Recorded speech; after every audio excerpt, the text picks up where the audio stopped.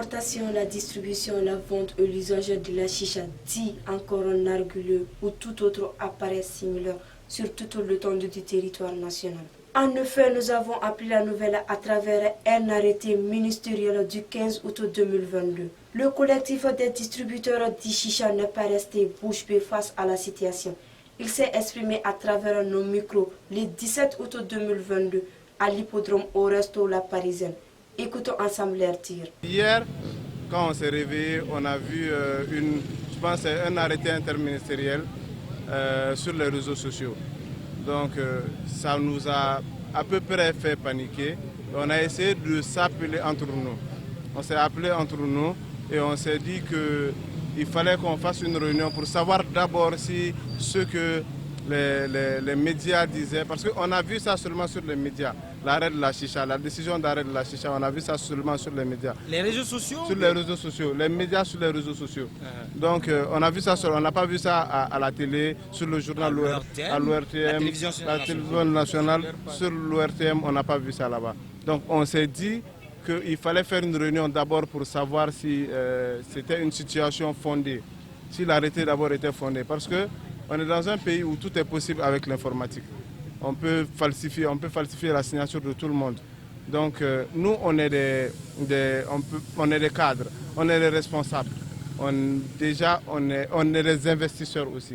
Donc dans ce genre de situation, nous, on pensait que peut-être ils allaient même nous envoyer peut-être l'arrêté même qu'ils ont fait hier. Ils devaient même nous envoyer ça par personne, par groupe de personnes ou par personne, ou par quartier, pour pouvoir nous informer.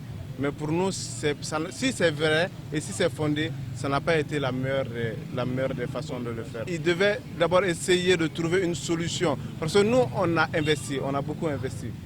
On a investi beaucoup d'argent, des milliards et des milliards. Si on nous rassemble tout de suite pour voir l'investissement, c'est beaucoup de milliards. C'est beaucoup de milliards. Donc ils devaient d'abord essayer de nous concerter et voir comment gérer la situation. Est-ce que c'est possible de pouvoir se faire peut-être sortir notre argent, pas les bénéfices même, sortir notre argent d'abord.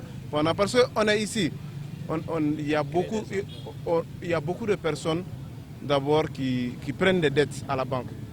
D'ici 6 mois, est-ce que vous pouvez payer toutes ces dettes-là? Ça, c'est très difficile.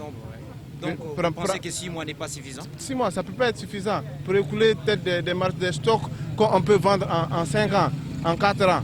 Est-ce que c'est possible d'épuiser ça en 6 mois? Ça, c'est pas possible. On a besoin de communiquer avec le gouvernement. Il faut que le gouvernement nous dise le problème. Qu'est-ce qui se passe avec la chicha d'abord? Il faut qu'il nous dise c'est quoi le problème avec la chicha dans la santé. Parce qu'on ne peut pas voir des articles peut-être sur Google ou bien sur Facebook et se dire que c'est vrai et c'est fondé. Donc il faut d'abord parler avec peut-être le ministère de la Santé pour qu'ils essaient de nous expliquer le pourquoi. Pourquoi on doit laisser la chicha. Et le pourquoi, c'est moi je ne vais pas passer peut-être par 4 chemins. On a beaucoup d'autres articles ici qui se vendent, qui sont plus nuisibles que la chicha. Beaucoup d'autres, oui, beaucoup d'autres très très nuisibles. Mais pourquoi nous? On n'a jamais quelqu'un qui est malade de chicha, ça on l'a jamais vu. Mais on n'a jamais vu. Est-ce qu'on a déjà vu ça? Jamais. Mais on connaît des personnes cancériques qui ont le cancer à cause de la cigarette. Des personnes qui ont le cancer à cause de l'alcool. Mais pourquoi la chicha?